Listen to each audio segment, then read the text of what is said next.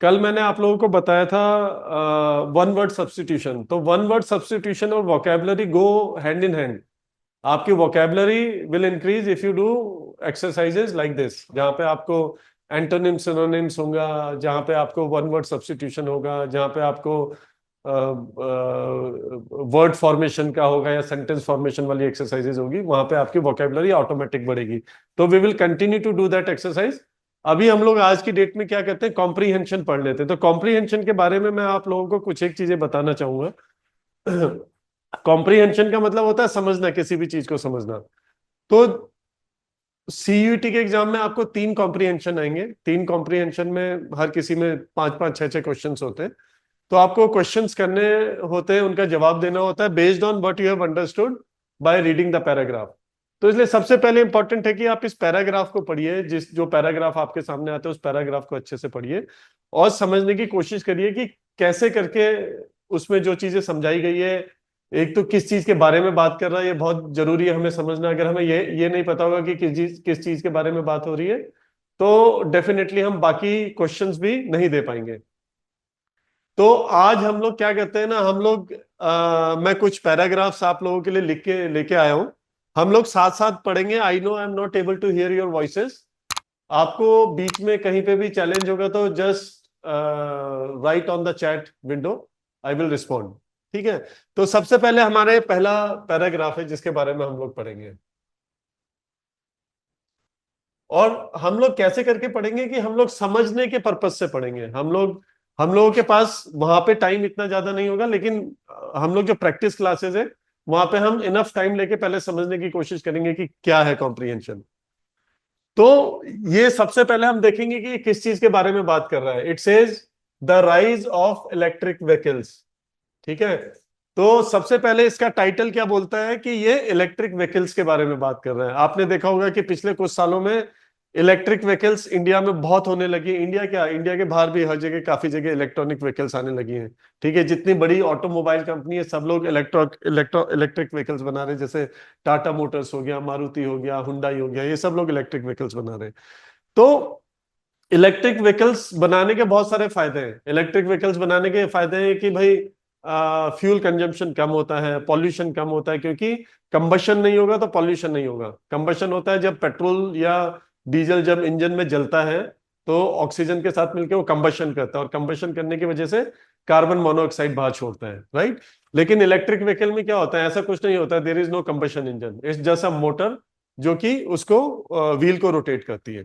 तो हम लोग इसके बारे में पढ़ेंगे। अब इसकी वजह से कई सारे इंपैक्ट भी होंगे, पॉजिटिव इंपैक्ट भी होंगे, नेगेटिव इंपैक्ट भी होंगे, है ना। तो पॉजिटिव इंपैक्ट के बारे में हमें पता है, लेकिन हम लोगों को शायद नेगेटिव इंपैक्ट के बारे में उतना नहीं पता है। ठीक है। तो ये क्या कहता है, the global automotive industry is undergoing a significant transformation with the rise of electric vehicles.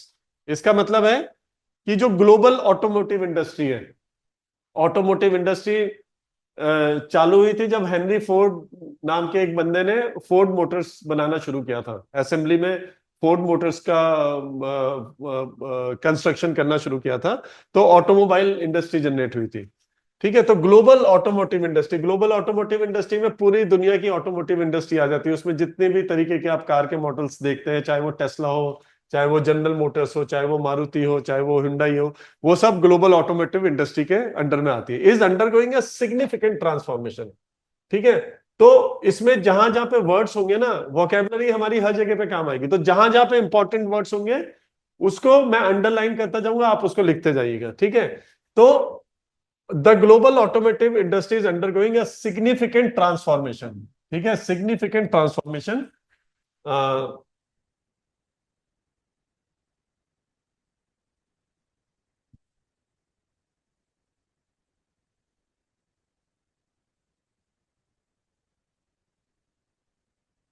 Is significant. अच्छा, driven by growing environmental concern, advances in battery technology and favourable government policies, EVs are slowly replacing conventional internal combustion engine. तो मैंने जैसा अभी बताया कि किस वजह से हो रहा है, ड्रिवन बाय ग्रोइंग। तो क्या कंसर्न है दुनिया के, क्या कंसर्न थे दुनिया के? कंसर्न ये थे कि दुनिया में जो सबसे ज्यादा पॉल्यूशन होता था वो वेक्यूलर पॉल्यूशन होता था। उसको कम करने के लिए क्या है, driven by growing environmental concern, तो लोगों को कंसर्न थे इस चीज को लेके कि भाई एनवायरनमेंट में क्या होगा अगर कंबशन ज्यादा होगा।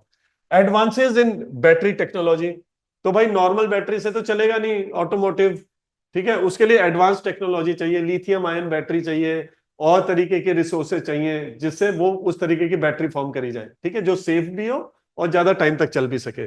एंड फेवरेबल गवर्नमेंट पॉलिसीज, और गवर्नमेंट ने भी फेवरेबल, जैसे फॉर एग्जांपल इंडिया में अगर गवर्नमेंट बोलती कि भाई हम लोग इलेक्ट्रिक व्हीकल्स नहीं आने देंगे, ठीक है, तो गवर्नमेंट की पॉलिसी फेवरेबल नहीं होगी। जैसे दुबई में अगर गवर्नमेंट बोलेगी कि भाई हम लोग इलेक्ट्रिक व्हीकल नहीं आने देंगे, और क्यों नहीं आने देंगे, क्योंकि भाई दुबई जैसी कंट्री का जितना भी इकोनॉमी वो पेट्रोल के ऊपर डिपेंडेंट है। अगर वहां पे इलेक्ट्रिक व्हीकल्स आने लगेंगी तो उनका पेट्रोल कौन खरीदेगा, लोग इलेक्ट्रिक गाड़ियां चलाने लगेंगे, ठीक है।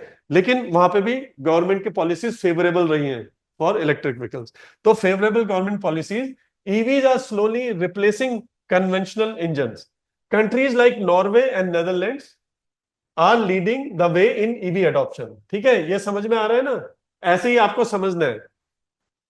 With a majority of their new vehicle sales being electric, ठीक है, तो कौन सी कंट्रीज है, नॉर्वे और नेदरलैंड्स, ये कहां यूरोप में है, are leading the way in EV adoption, EV के अडॉप्शन में, ठीक है। तो लिखिए अडॉप्शन का क्या मतलब होता है, अडॉप्शन अपने उसमें एक वर्ड लिखिए, ईवी अडॉप्शन, ठीक है, with a majority of their new vehicle sales being electric, और उनकी अधिकतर जो गाड़ियां हैं वो इलेक्ट्रिक व्हीकल्स है।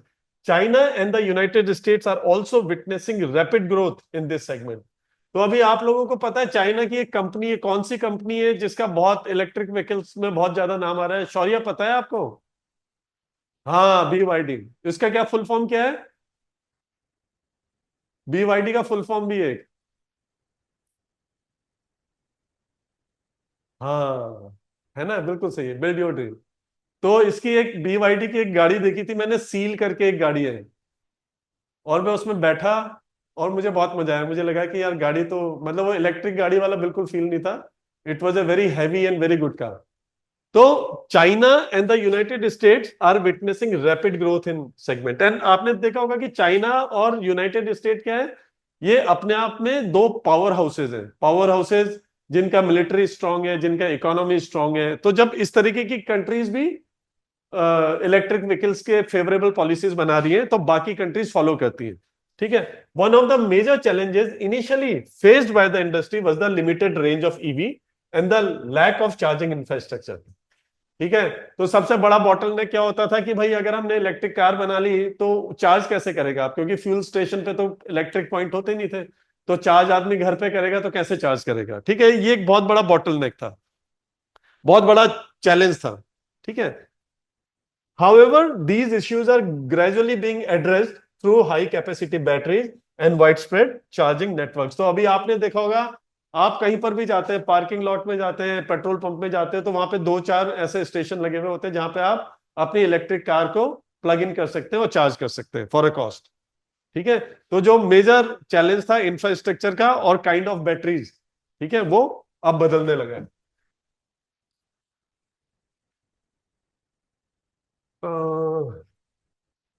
यार ये क्या है,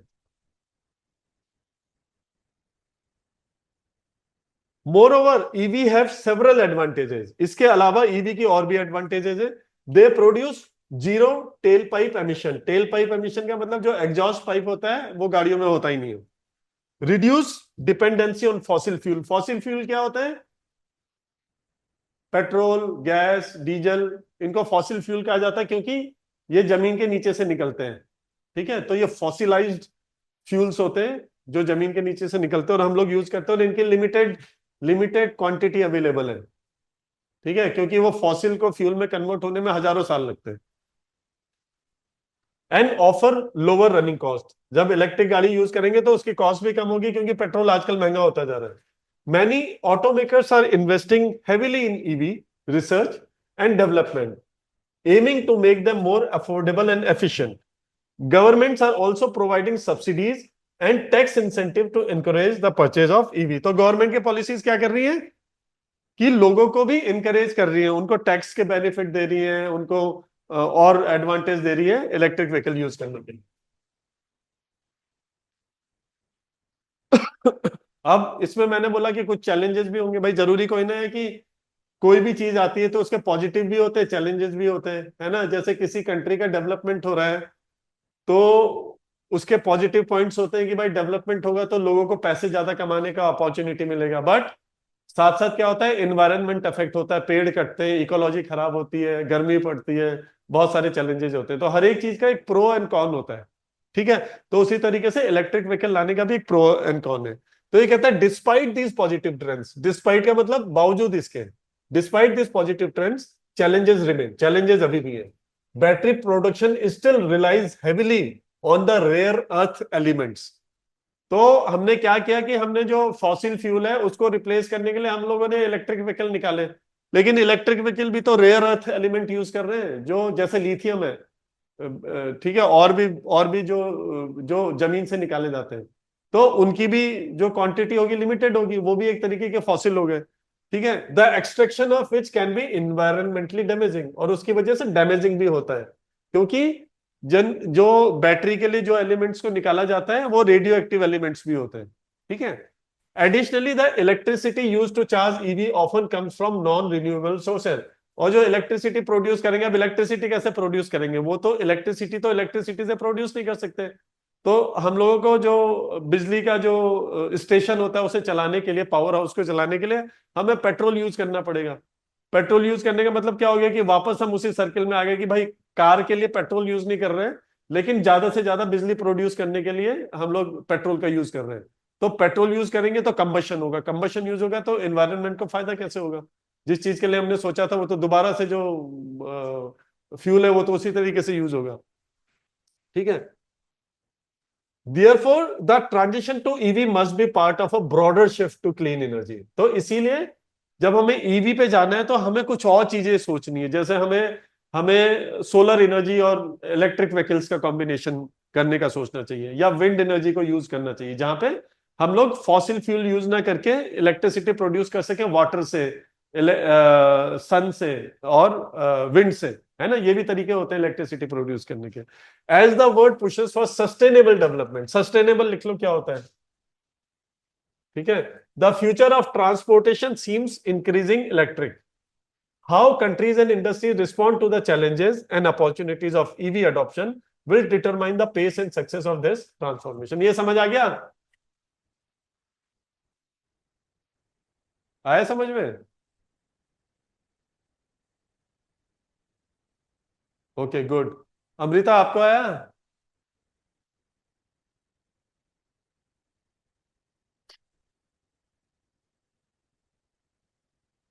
Amrita are you there? Amrita सो गई है क्या? Okay good. तो अभी मैं क्वेश्चन पूछूंगा, एक एक करके आप लोग जवाब देंगे, ठीक है। तो ऐसे ही आपको पैराग्राफ समझ में आ गया। अब आपके मल्टीपल चॉइस क्वेश्चंस हैं। What is the primary reason for shift towards electric vehicles? तो सबसे पहले शौर्य आप इसका जवाब देना। What is the primary reason for shift towards EVs? सबसे इंपॉर्टेंट चीज क्या बोली थी, सबसे इंपॉर्टेंट चीज आपको? सी। ओके। ओके अमृता आप क्या बोलती है, इसका क्या जवाब होगा?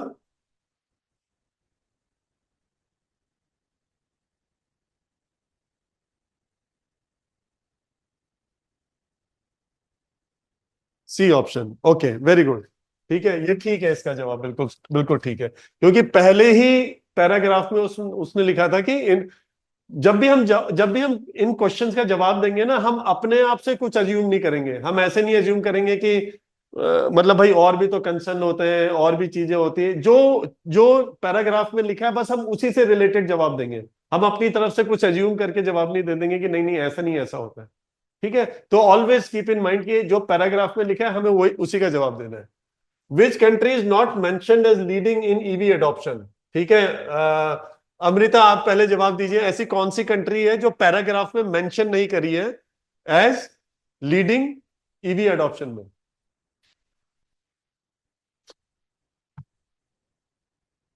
बताइए बताइए।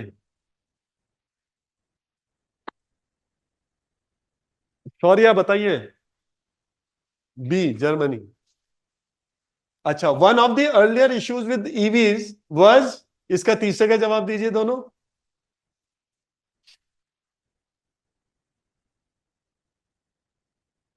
तीसरे का जवाब दिया आपने बी।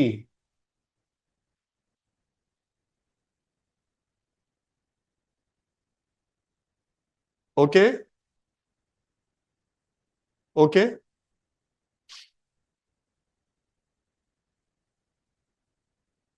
शौर्या, आप दीजिए जवाब।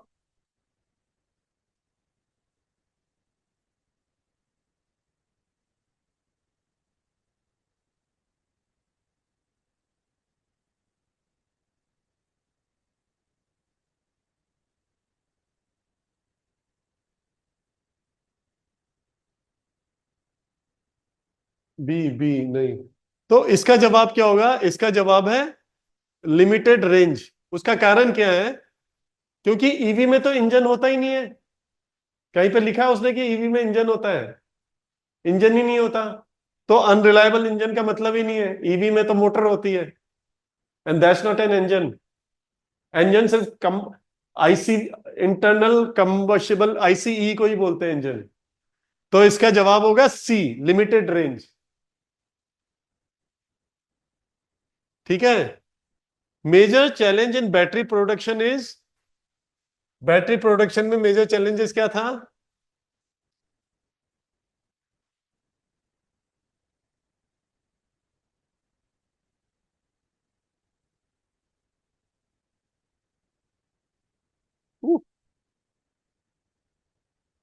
मेजर चैलेंज क्या था? Time consumption, lack of skilled labour, dependency of rare earth element and poor design. इसका जवाब दीजिए। ये क्या लिख दिया? डी। हाँ, सी हुआ ना, फिर आंसर सी हुआ। शौर्य, सी हुआ ना? हाँ, अमृता।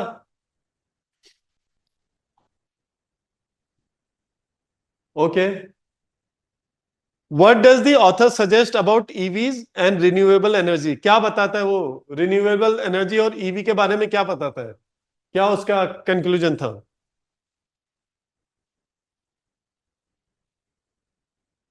फिफ्थ का दीजिए। अमृता, जवाब दीजिए।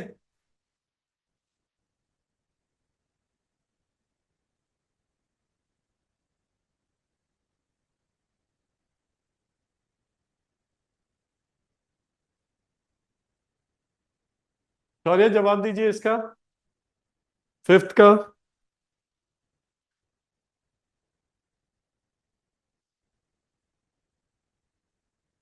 ओके, अमृता, आप दीजिए इसका जवाब।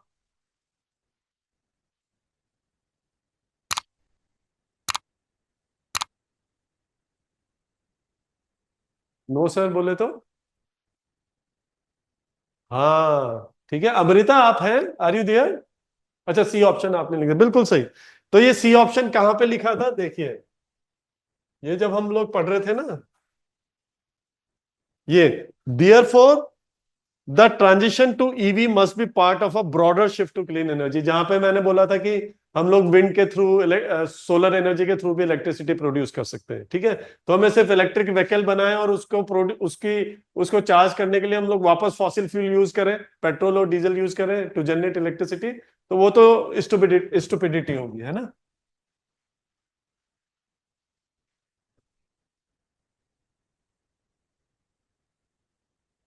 Okay. The tone of the passage can be described as, तो यहां पे आपको अज्यूम करना है, कहीं पे पैसेज में उसने बताया नहीं होगा। ठीक है, यहां पे आपको अज्यूम करना है the tone of the passage can be described as. कैसी थी वो? सरकास्टिक थी, इंफॉर्मेटिव थी, नेगेटिव थी, एग्रेसिव थी? कैसी टोन थी उसकी, पैसेज की? Informative, very good. ठीक है ना शौर्य, अमृता, ये इंफॉर्मेटिव थी। ठीक है। तो अब हम दूसरे पैसेज पे आते हैं। इसमें कुछ एनीथिंग आपको आपको लगा ना आसान है, कोई ज्यादा मुश्किल काम नहीं है ये। Very easy. बस आप अगर अटेंटिव होके पैराग्राफ पढ़ लेंगे ना, तो ये सबसे आसान है ये, मतलब छह छह 18 क्वेश्चंस तो ऐसे ही हो जाएंगे आपके।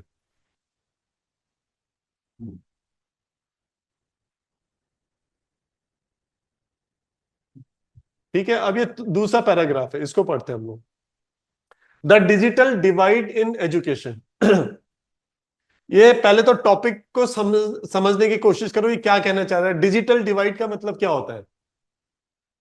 ठीक है, सबसे पहली चीज डिजिटल डिवाइड का मतलब होता है कि इन अ कंट्री लाइक इंडिया, हम लोगों की कंट्री में क्या है, एक तरफ तो बहुत एडवांस सिटीज है लाइक मुंबई, दिल्ली, गुड़गांव, बेंगलोर, ठीक है, एग्जैक्टली, ऑफलाइन एंड ऑनलाइन, ठीक है। दूसरी जगह इन्हीं सिटीज के पास ऐसे छोटे छोटे गांव, विलेजेस भी हैं जहां पे लोगों के पास पानी नहीं है, इलेक्ट्रिसिटी नहीं है, तो इंटरनेट की तो पॉसिबिलिटी हो ही नहीं सकती। तो इसलिए क्या है, जब इंटरनेट नहीं होगा तो कैसे वो लोग एजुकेटेड, अगर उनको मान लीजिए यूट्यूब पे कोई लेक्चर देखना है या आज जैसे मैं आपको पढ़ा रहा हूँ ये क्लास अटेंड करनी है उनको, तो वो लोग कैसे करेंगे, क्योंकि उनके पास वो डिजिटल इंफ्रास्ट्रक्चर ही नहीं है। तो इंडिया जैसी कंट्री में क्या है, there is a big divide between digital have and digital have nots, ठीक है। तो इसके बारे में ये बात कर रहे हैं कि एजुकेशन में क्या, क्यों डिजिटल डिवाइड किसी भी चीज में हो सकता है। फॉर एग्जांपल मैन्युफैक्चरिंग में भी हो सकता है कि भाई गुड़गांव में प्लांट इसलिए लगता है क्योंकि वहां पे डिजिटल सारे सॉल्यूशन अवेलेबल है, मुजफ्फरनगर के छोटे गांव में इसलिए नहीं लग सकता क्योंकि वहां पे डिजिटली कुछ भी नहीं है, ठीक है। सबको फिजिकली जाके मेल करना है तो उसको पोस्ट ऑफिस में डाल के आना पड़ेगा, मैसेज भेजना है तो फिजिकली जाना पड़ेगा, ठीक है। तो किसी में भी हो सकता है, लेकिन ये वाला paragraph talks only about education, तो हम कुछ और चीज के बारे में एज्यूम नहीं करेंगे। The covid pandemic highlighted a pressing issue in global education, ठीक है। कोविड सबसे बड़ा फैक्टर रहा है। हम आपने देखा होगा जब कोविड हुआ, तो अगर हमारे पास नेटफ्लिक्स नहीं होता तो हम लोग क्या करते हैं, हमारे पास यूट्यूब नहीं होता हम लोग क्या करते हैं, हमारे पास इंटरनेट नहीं होता हम लोग क्या करते हैं, ठीक है। ना हमारे ऑफिस के काम हो पाते, ना हमारी पढ़ाई हो पाती, ना कुछ, थाली हाँ, तो थाली बजा बजा के हम लोग ऐसे ही रह जाते हैं, है ना, थाली बजा रहे होते हैं। तो कोविड-19 इज वेरी सिग्निफिकेंट, क्योंकि कोविड-19 ने हमको सिखाया है कि कैसे डिजिटली भी हम लोग अपने काम कर सकते हैं, कैसे हम लोग मीटिंग्स या क्लासेस दूर रह के भी कर सकते हैं, ठीक है। हमें फिजिकली वहां पे प्रेजेंट होने की जरूरत नहीं है। तो इसलिए कोविड-19 इंपॉर्टेंट है, इवन दो डिजास्टर्स रहा है बहुत सारे लोगों के लिए। The covid pandemic highlighted a pressing issue in global education. और वो प्रेसिंग इशू क्या था, प्रेसिंग इशू का मतलब जो बहुत इंपॉर्टेंट है, वो इशू था द डिजिटल डिवाइड, ठीक है। इसको हाईलाइट किया उसने।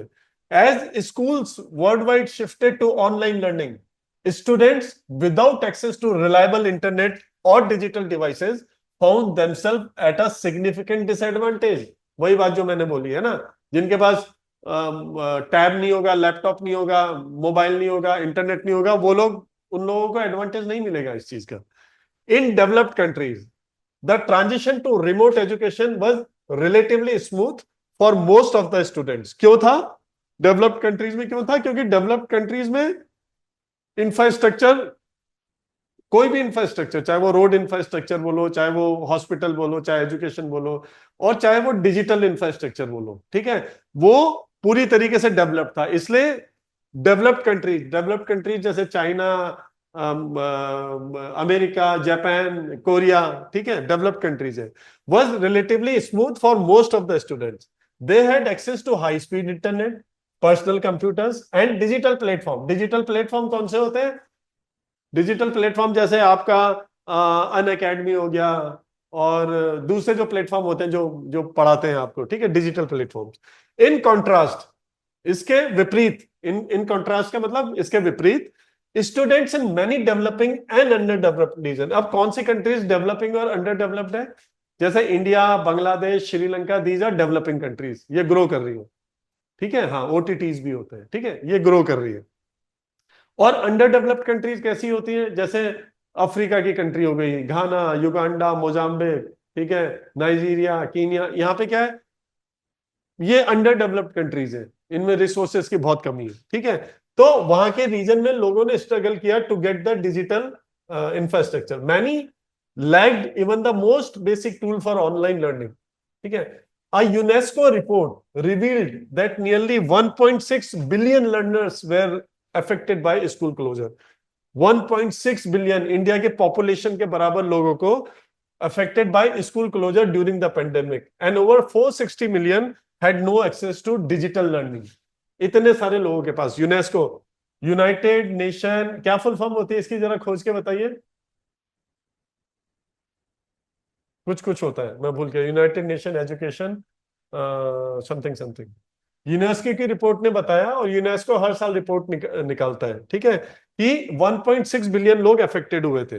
The digital divide is not limited to internet access. तो डिजिटल डिवाइड सिर्फ इंटरनेट एक्सेस के बारे में नहीं है जब हम डिजिटल इंफ्रास्ट्रक्चर की बात करते हैं। इट एनकम्पासेस डिजिटल लिटरेसी भी, क्योंकि लिटरेसी का क्या मतलब होता है कि जैसे आपने देखा होगा कि हमारे पेरेंट्स होते हैं, ठीक है, हम उनको कभी मोबाइल पे कोई छोटी सी चीज सिखाते हैं तो उन्हें कितना टाइम लगता है वो चीज समझने में। लैपटॉप में उन्हें कॉपी पेस्ट सिखाते हैं, उसमें भी टाइम लगता है ना। तो literacy was also a reason. ये ध्यान रखना, वो कह रहा है कि digital divide is not limited to internet access, it is also related to digital literacy, availability of educational content in native language. ठीक है, नेटिव लैंग्वेज का मतलब जो वहां की यूनाइटेड नेशन एजुकेशन फॉर हाँ ठीक है, साइंटिफिक कल्चरल ऑर्गन, ठीक है, ठीक है, नेटिव लैंग्वेज की भी। अब जहां पे आप मान लीजिए आप साउथ में जाते हैं, साउथ में वहां पे जाते हैं और आप हिंदी, आपने यहाँ पे कंटेंट बनाया हिंदी में बनाया, हम हिंदी में पढ़ा रहे हैं, लेकिन ये कंटेंट वहां पे काम ही नहीं करेगा क्योंकि उनको हिंदी नहीं आती। ठीक है, तो हम लोगों को ऐसा लैंग्वेज में बनाना पड़ेगा, या तो कन्नड़ा तमिल में बनाए या फिर हम इंग्लिश में बनाए जो सभी लोग समझ सके। ठीक है, तो एक चैलेंज ये भी था कि एजुकेशनल कंटेंट नेटिव लैंग्वेज में थी, and the presence of train teachers who can deliver online education effectively. अब टीचर्स भी कई तरीके के होते हैं, कुछ टीचर होते हैं जो फिजिकल सामने फेस टू फेस में बहुत अच्छा पढ़ा सकते हैं, कुछ टीचर होते हैं जो ऑनलाइन ज्यादा अच्छा पढ़ा सकते हैं। तो ऐसे ट्रेन लोगों की जरूरत थी। जैसे आपने देखा मैं इसको यूज कर रहा था, मुझसे यूज नहीं हो रहा है, ठीक है, मुझे चैलेंज आ रहा है। तो जिसने कभी भी कोई इलेक्ट्रॉनिक इक्विपमेंट यूज नहीं किया होगा उसके लिए और बड़ा चैलेंज हो सकता है। तो इसलिए ट्रेन टीचर की भी जरूरत थी जो कि अवेलेबल नहीं थे। Even with in the same country, एक ही कंट्री के अंदर disparities can exist between urban and rural areas and between different income groups. ठीक है, तो इंडिया जैसी कंट्री में जो डिस्पैरिटी है वो सिर्फ रूरल और अर्बन एरिया को लेके नहीं है, ठीक है, इनकम ग्रुप को लेके भी डिस्पैरिटीज है। ठीक है, जिनकी अच्छी इनकम है आपने देखा होगा वो उनके बच्चे मोबाइल फोन कौन सा लेते हैं, कौन सा होगा, आप दोनों के पास आईफोन है ना, 1 लाख रुपए का आईफोन। लेकिन अच्छा आईफोन नहीं है, शौर्य, तो पापा को बोलो कि आईफोन चाहिए। अमृता के पास भी नहीं, अमृता आप भी मांगो। अच्छा Realme 6 ये तो मेरे पास भी है। तो आपने देखा होगा कि इकोनॉमिक फैक्टर भी होता है, क्योंकि आपके आसपास के जो जो लोग होंगे जो आपको सर्विसेज देते हैं, जैसे प्रेस वाला है, गाड़ी साफ करने वाला है, ठीक है, उनके पास स्मार्टफोन नहीं होगा, उनके पास वो पंच वाला फोन होता है क्योंकि वो सस्ता आता है। ठीक है, तो सिर्फ ये नहीं कि रूरल एरियाज में, अर्बन एरियाज में भी, अर्बन मतलब जो सिटी वाले एरियाज में भी there is a divide, a digital divide. ठीक है, एड्रेसिंग दिस,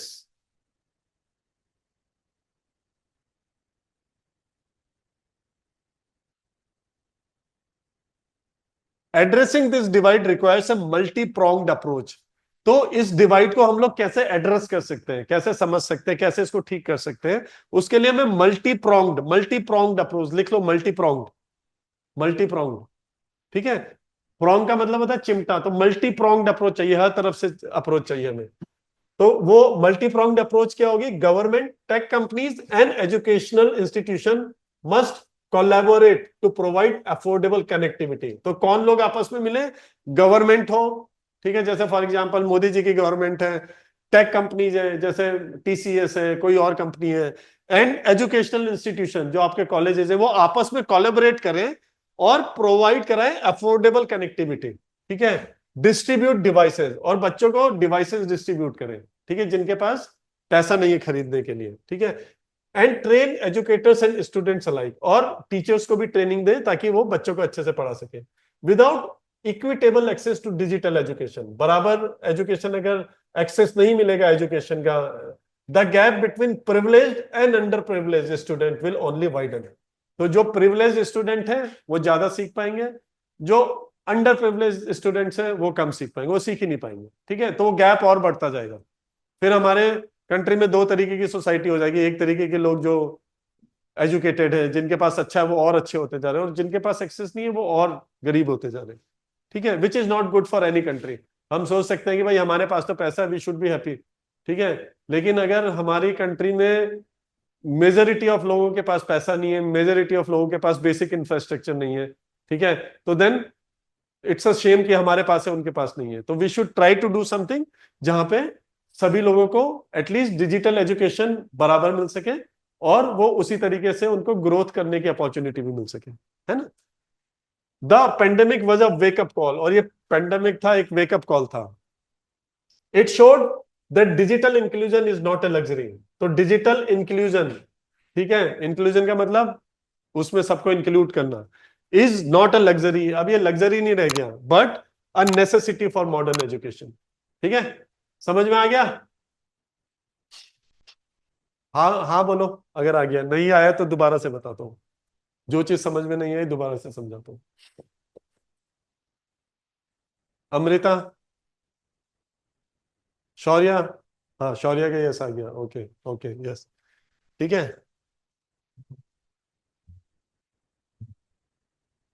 अरे यार चला जा।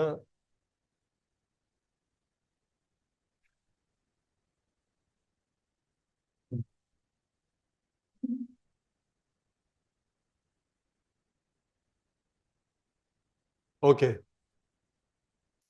अच्छा, ये पहले क्वेश्चन का जवाब दीजिए। पेंडेमिक, पेंडेमिक की वजह से, पेंडेमिक ने एजुकेशन के किस चीज को हाईलाइट किया है? डिजिटल डिवाइड को। किसने लिखा ये? शौर्य ने लिखा। सी ऑप्शन, अमृता ने भी लिख दिया।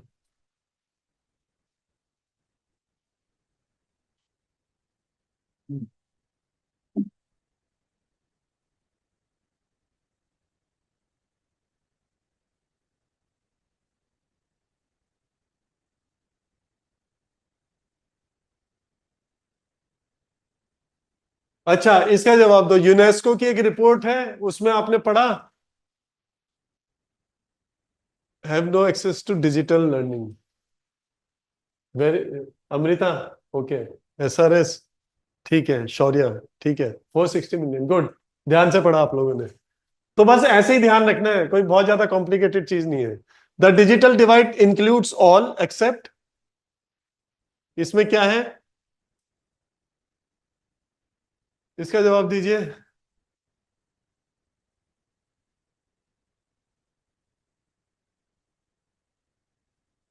D option, access to devices. और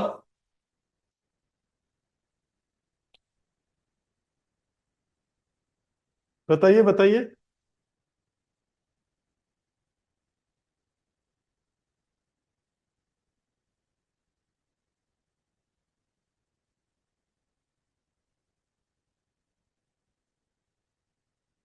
हाँ बी, बिल्कुल ठीक है, बी होगा शौर्या। अमृता, बी होगा ये, ठीक है। क्योंकि एक्सेस टू डिवाइसेस ये तो इंक्लूजन से रिलेटेड है, डिजिटल इंक्लूजन से। डिजिटल लिटरेसी, एजुकेशन मतलब लिटरेट बनाना उनको कि डिजिटल कैसे यूज करना है। इंटरनेट एक्सेस, लेकिन नंबर ऑफ होमवर्क असाइनमेंट, ये तो इसका क्या लेना इंक्लूजन से, डिजिटल इंक्लूजन से लेना कुछ कुछ नहीं। तो this is not, this does not include the digital inclusion. अच्छा, फोर्थ का,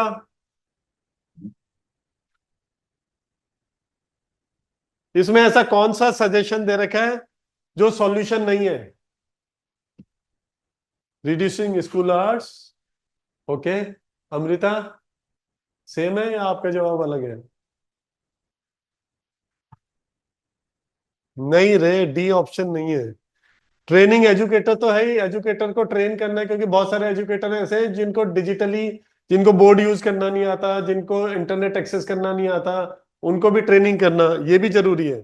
रिड्यूसिंग स्कूल आवर्स, इसका कोई इससे लेना देना नहीं है, ठीक है, ये कोई सॉल्यूशन नहीं है। स्कूल आवर्स रिड्यूस, क्योंकि ऑनलाइन में तो स्कूल जाने का मतलब ही नहीं है, तो स्कूल आवर्स का क्या मतलब है?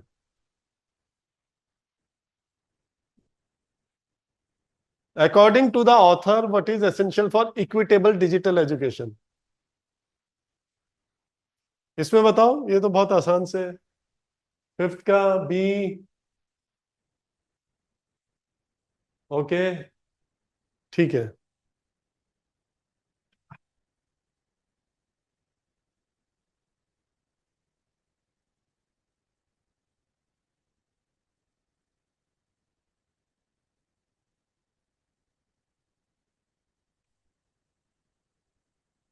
हाँ ऐसे करके जाएंगे ये, ओके।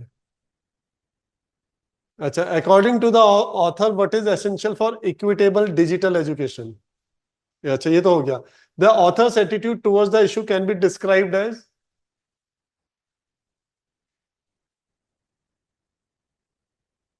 बताओ, इनमें से कौन सा है? क्या लिखा है, बी लिखा है? ओके ठीक है। अलार्म बट कंस्ट्रक्टिव, हाँ उसने अलार्म्ड है, कंसर्न्ड है, बट कंस्ट्रक्टिव है।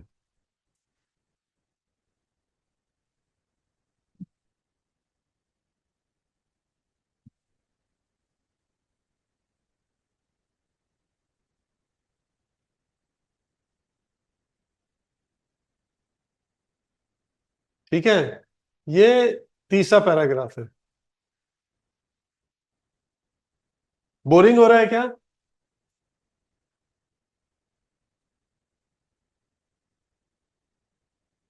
समझना तो पड़ेगा है ना। और एक तरीका और बताऊं, अगर आपको ये इनको सीखना है ना, तो आप किसी को, अपने छोटे भाई बहन को पकड़ के और उसको पैराग्राफ समझाइए, आपको ज्यादा अच्छे से तैयारी होगी आपकी। ठीक है। द पावर ऑफ स्लीप किस चीज के बारे में बात कर रहा है? ये एक ह्यूमन बॉडी के एक एक्टिविटी के बारे में बात कर रहा है, स्लीप। तो sleep is often under valued in modern society. ठीक है, हम लोग क्या कहते हैं, हम लोग सोचते हैं, पेरेंट्स भी हमारे कैसे होते हैं कि भाई तुम 12 घंटे पढ़ो, 14 घंटे पढ़ो, सोने की क्या जरूरत है, सुबह क्यों लेट तक सोते हो? ठीक है, तो सोना बहुत जरूरी होता है, लेकिन इट इज अंडर वैल्यूड, मतलब बहुत ज्यादा वैल्यू नहीं देता है modern society with increasing work demands. ठीक है, आपके पेरेंट्स भी अगर वो कॉर्पोरेट वर्ल्ड में, आपने देखा होगा, फादर लैपटॉप पे लगे, मदर लैपटॉप पे लगी है। ठीक है, ऑफिस से आने के बाद भी खाना भी खा रहे हैं, अपनी प्रेजेंटेशन की भी तैयारी कर रहे हैं, अपनी इनवॉइसेस भी बना रहे हैं, बहुत सारे काम कर रहे हैं। With increasing work demand and the temptation of digital distraction. Digital distraction क्या हो जाता है? जब हम इंस्टाग्राम की एक रील देखना शुरू करते हैं और फिर 1,000 रील देखते रहते हैं। ठीक है, many people sacrifice sleep to make time for other activities. करते हो आप दोनों भी करते होंगे, ऐसे करते हो कि इंस्टाग्राम खोला रात को सोते वक्त? अच्छा, इनवॉइसेस होता है कि जो अकाउंट्स वगैरह में होते हैं ना, वो किसी कंपनी से पेमेंट लेने के लिए बताते हैं कि भाई ये इनवॉइस बना के भेजनी है। जैसे मेरे पापा अकाउंट्स में होते हैं, तो पापा इनवॉइसेस बनाते रहते हैं कंपनी के लिए।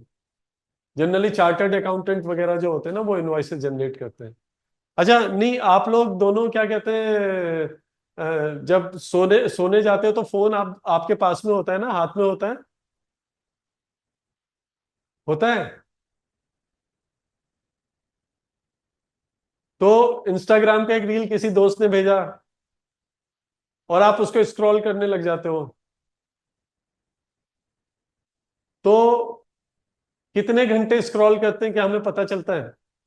प्रोक्रास्टिनेशन अलग होता है। प्रोक्रास्टिनेशन का वर्ड का मतलब पता लगा के आओ और फिर मुझे बताओ क्या होता है। Procrastination is something completely different. Procrastination का मतलब होता है, मैं ही बता देता हूँ, किसी चीज को आगे डिले करना। कि मम्मी ने बोला कि सब्जी ले आओ, बाहर से जाके बोला नहीं अभी मैं वीडियो गेम खेल रहा हूँ, तो प्रोक्रास्टिनेट कर दिया। ठीक है, किसी ने बोला, मैडम ने बोला कि भाई ये आप काम करके होमवर्क करके लाओ, आपने कहा आज मेरी तबीयत खराब होगी कल करूंगा, तो दैट इज प्रोक्रेस्टिनेशन। प्रोक्रेस्टिनेशन होता है, प्रोक्रेस्टिनेशन नहीं होता, स्पेलिंग भी ठीक करो। प्रोक्रेस्टिनेशन, क्या लिखा है ये, प्रोक्रेस्टिनेशन। ठीक है, तो क्या होता है, हमारा अटेंशन क्या होता है, डिवाइड हो जाता है, और हम लोग स्लीप को सेक्रीफाइस कर देते हैं विदाउट वी नोइंग कि we are sacrificing our sleep. However, science continues to demonstrate that sleep is essential for mental and physical well-being. ठीक है, ये, हाँ, तो ये जरूरी है। साइंस भी बताता है कि जो स्लीप है वो बहुत जरूरी है। ठीक है, हमारे मेंटल और फिजिकल वेलबींग के लिए। अगर अगर आप 7 से 8 घंटा नहीं सोते हो, तो आपको ग्रेजुअली आपकी मेंटल और फिजिकल हेल्थ डिटीरियोरेट होने लगेगी। ठीक है, यू विल सी कि आपके कभी हेडेक हो रहा है, कभी बॉडी में पेन हो रहा है, कभी आपको लेथार्जिक हो रहे हो, अगर आपकी नींद अच्छी नहीं हुई है। ठीक है, इसलिए sleep is very important. Sleep helps consolidate memories. Memories क्या होती है? जो भी आपने पूरा दिन काम किया, जैसे फॉर एग्जांपल आप अभी पढ़ाई कर रहे हो मुझसे, अभी कुछ देर बाद क्लास खत्म हो जाएगी तो वो मेमोरी में चला जाएगा। तो जो वो समझा है उसको कंसोलिडेट करता है स्लीप। रिपेयर मसल्स, आप जिम गए, जिम से आने के बाद आपने सोचा कि मैं सो जाऊं, तो वो आपकी मसल्स को भी रिपेयर करता है। Regulate hormones and restore energy. Study show that adults require about 7 to 9 hours of sleep पर नाइट। ठीक है, तो एडल्ट को 7 से 9 घंटे चाहिए होता है। बच्चे बहुत ज्यादा सोते हैं, जो छोटे बच्चे होते हैं। Chronic sleep deprivation can lead to a range of health problem including obesity. Deprivation क्या होता है? डिप्राइव करना है, किसी चीज की कमी होना। ओबेसिटी क्या होता है? ओबेसिटी, ओबेसिटी का मतलब पता है? हाँ, मोटापा। ठीक है।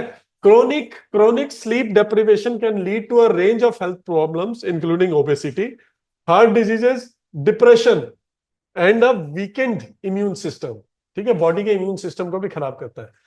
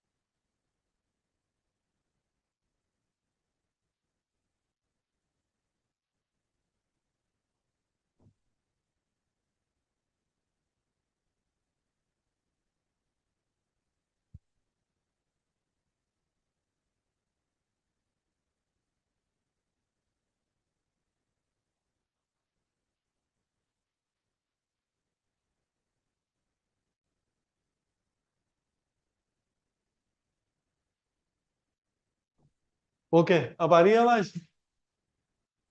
M I audible now? Okay, alright. तो हम लोग कहाँ पे थे?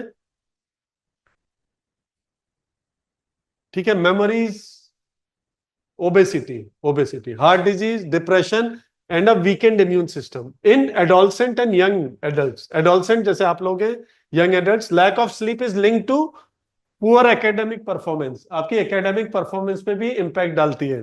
ठीक है, आपकी स्लीप अच्छी नहीं होगी तो आप क्लास में अटेंशन नहीं दे पाएंगे, आप एग्जाम में आता भी होगा तो भी नहीं कर पाएंगे अगर स्लीप नहीं होगी। And increase risk taking behaviour, और आप रिस्की चीजें करेंगे। नींद में आप गाड़ी चला रहे हैं, स्कूटर चला रहे हैं, तो ये रिस्की है। ठीक है। फर्दर मोर, इसके अलावा quality sleep enhances emotional stability. अगर आप अच्छे से सोएंगे तो सो के जब आप उठते हैं, अच्छी अच्छी नींद लेके उठते हैं, तो आप मुस्कुराते हैं, है ना। और जब नींद किसी ने डिस्टर्ब करी तो आप इरिटेट हो जाते हैं। इसलिए आपकी इमोशनल स्टेबिलिटी को भी इंक्रीज करता है। People who sleep well are better able to manage stress and make rational decision. ठीक है। तो एक्चुअली होता क्या है ना, ह्यूमंस क्या है, हम लोग भी तो रोबोट हैं। ठीक है, तो हमारा ये चार्जिंग प्रोसेस है। हमने पूरे दिन जो है काम किया, इधर उधर भागे दौड़े। ठीक है, तो जब हम सोते हैं तो हम एक तरीके के रिचार्ज मोड पे चले जाते हैं, जहां पे ऑटोमेटिकली हमारी बॉडी की एनर्जी रिचार्ज होने लगती है। ठीक है, अगर हम कंटिन्यूअसली काम करेंगे तो बॉडी की बैटरी खत्म हो जाएगी। बॉडी की बैटरी खत्म हो जाएगी, जैसे इसकी बैटरी खत्म हो रही है। ठीक है, बार बार, तो हमें चीजें खराब होने लगेगी। ठीक है। People who sleep better, sleep deprivation on the other hand impairs judgement. Sleep deprivation क्या करता है? इंपेयर करता है। इंपेयर मतलब डिस्टर्ब करता है, डिस्ट्रॉय करता है हमारे जजमेंट को। जजमेंट क्या हो सकता है? कि आप कहीं पे जा रहे हैं, ठीक है, लेकिन आपको लेफ्ट लेना था, आपने राइट ले लिया। Why? Because you were sleeping. ऐसा होता है ना सभी के साथ। ठीक है। And can even mimic the effect of intoxication in extreme cases. और अगर बहुत ज्यादा स्लीप डिप्राइव्ड हैं आप, तो आपकी बॉडी इंटॉक्सिकेट फील करेगी। इंटॉक्सिकेट मतलब कि बॉडी में जैसे हार्मफुल, जो लोग ड्रग एडिक्ट होते हैं, जो लोग अल्कोहल एडिक्ट होते हैं, तो उस तरीके की चीजें भी बॉडी में स्लीप डेप्रिवेशन लेकर आ सकता है। Despite this many individual treat sleep as expendable. ठीक है, तो लोग स्लीप को सोचते हैं कि हम, कोई बात नहीं, हम मैनेज कर लेंगे इसको, ये तो कोई बात नहीं। They stay up late working hours, लेट तक काम करते हैं। बिंज वॉचिंग शोज, ठीक है, नेटफ्लिक्स पे लगे रहते हैं रात के 2-2, 3-3 बजे तक। और scrolling through social media. Sleep hygiene, sleep भी एक तरीके की हाइजीन है। like maintaining a regular bedtime, limiting coffee and avoiding screen before sleep. क्या है हाइजीन, क्या है कि maintaining a regular bed time, आपका ठीक टाइम पे बेड पे जाना और उठना, लिमिटिंग कैफीन, कॉफी को कम करना, and avoiding screen before sleep is often ignored. ठीक है, लोग इस चीज को इग्नोर कर देते हैं।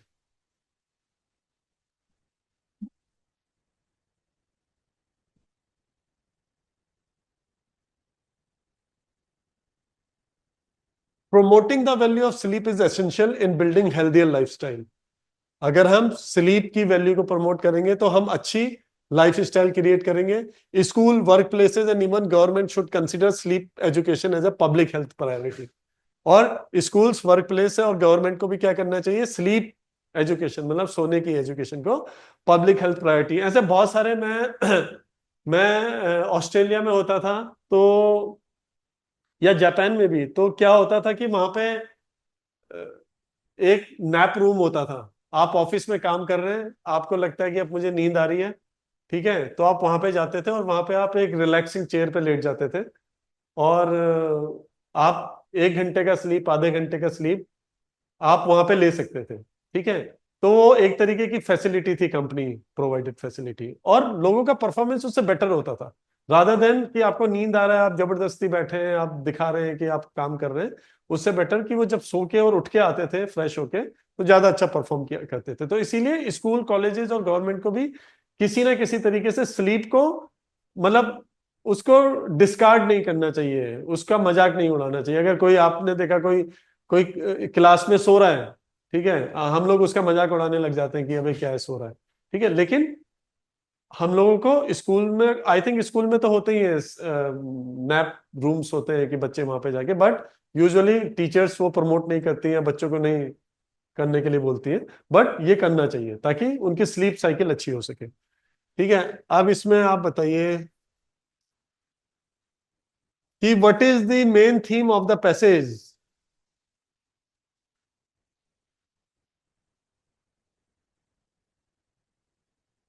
Okay, cool. How many hours of sleep do adults need. कितनी, कितनी पैसेज के हिसाब से कितनी है? गलत। 7 to 9 आवर्स। 6 to 7 आवर्स कहाँ लिखा है? 6 to 7 आवर्स कहाँ लिखा है? देखो, 7 to 9 आवर्स लिखा है, देखो मुझे याद है। देखो, 7 to 9 आवर्स। ठीक है, तो ये छोटी छोटी चीजों पे ध्यान देना पड़ेगा। तो इसका सी ऑप्शन है, 7 to 9 आवर्स। ठीक है, which is not a benefit of sleep. क्या, क्या नहीं है इससे? थर्ड का, which is not a benefit of sleep.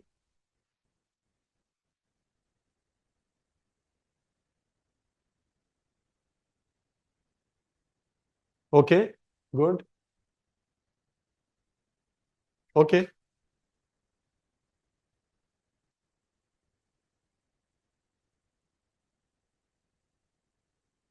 अच्छा, what can extreme sleep deprivation mimic. किस चीज को मिमिक कर सकता है? हैप्पीनेस को, इंटॉक्सिकेशन को, इंसोम्निया को, एनर्जी बूस्ट को?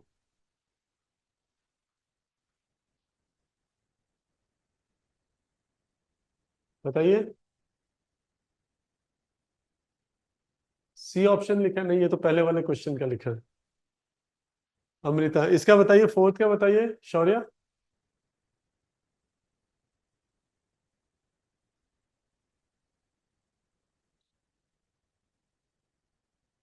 M I Audible?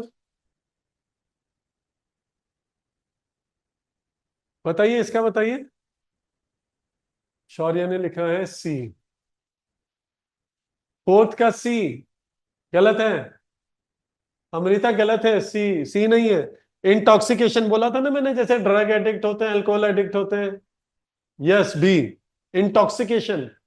जब बहुत ज्यादा स्लीप डिप्राइव्ड होते हैं तो वो इंटॉक्सिकेशन को मिमिक करते हैं, और ये लिखा होगा देखो यहाँ पर।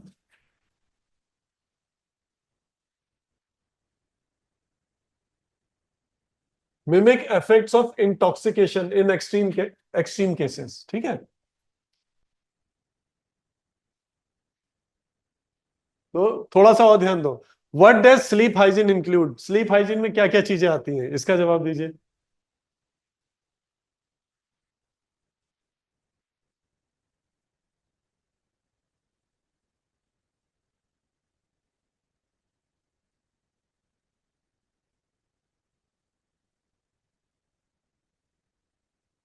Extreme cases of extreme sleep. Extreme cases और extreme sleep. Extreme sleep deprivation लिखा है ना बाबू। Extreme sleep deprivation, deprived of sleep extremely.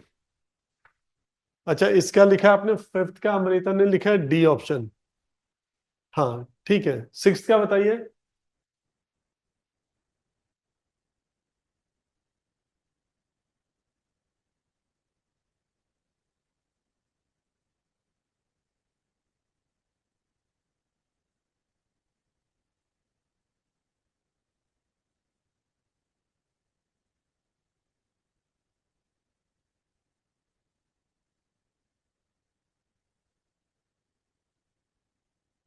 ठीक है Shaurya, persuasive, very good.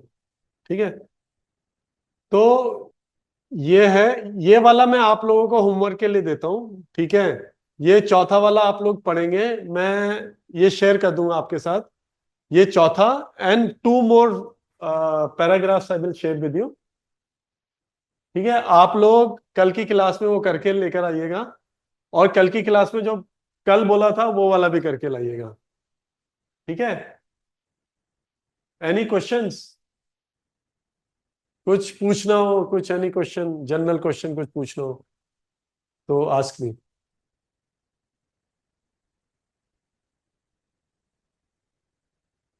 Para ये रीडिंग कॉम्प्रिहेंशन से रिलेटेड या जनरली कुछ भी, anything you want to talk about.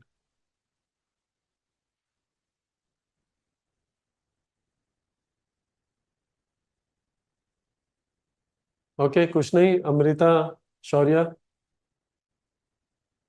ठीक है। जापान में यार मैं, ओके, मैं काफी कंट्रीज में रहा हूं, मैं in fact I have been to more than 45 countries world wide. और मैं जापान में रहा हूँ, टोक्यो में रहा हूँ करीब 2 महीने, ऑस्ट्रेलिया में रहा हूँ करीब 2 साल, मैं ओमान में रहा हूँ 2.5 3 साल, दुबई में रहा हूँ, मैं तंजानिया में रहा हूँ। और मैं ट्रैवल करता रहा हूँ क्योंकि मेरा जो जॉब रहा है, मैं टेक महिंद्रा में होता था, मैं एयरटेल में होता था, और मैं ट्रैवल करता था, मेरे क्लाइंट्स होते थे, इसलिए मुझे ट्रैवल करना पड़ता था। अभी भी मैं ट्रैवल करता हूँ। तो मैंने ऑलमोस्ट पूरा एशिया का रीजन, जिसमें आपका Indonesia, Philippines, countries like Vietnam, Cambodia, Myanmar, आपने नाम सुना होगा, ठीक है, लाओस, तो मैंने इन सारी कंट्रीज में काम किया है। और जापान में मेरा एक्सपीरियंस अच्छा रहा, बट जापान में सबसे बड़ा चैलेंज ये है कि वहाँ पे लैंग्वेज बहुत बड़ा बॉटलनेक है। जापानीज को बहुत अच्छी अंग्रेजी बोलनी नहीं आती, समझ समझ में नहीं आती।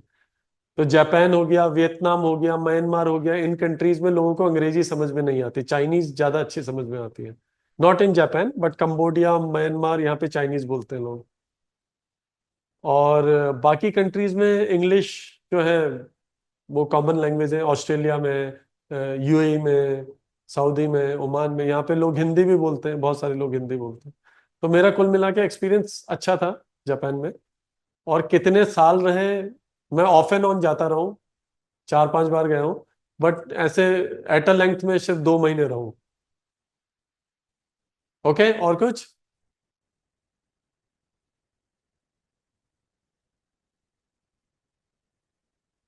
ओके गाइस, तो दैट्स इट फॉर टुडे। कल मैं आप लोगों को थोड़ा सा ग्रामर के बारे में पढ़ाऊंगा, मे बी वर्ब्स के बारे में, सेंटेंस फॉर्मेशन के बारे में, कंजंक्शंस के बारे में, कहाँ पे वर्ब और सब्जेक्ट का कोऑर्डिनेशन कैसे होना चाहिए, इसके बारे में पढ़ाऊंगा। एंड देन उससे पहले हम लोग डिस्कस करेंगे जो भी होमवर्क है। ठीक है, तो see you tomorrow at same time. Okay, thank you guys. Thank you Shaurya, thank you Amrita, bye bye, take care. It's not a game, it's a rich thing.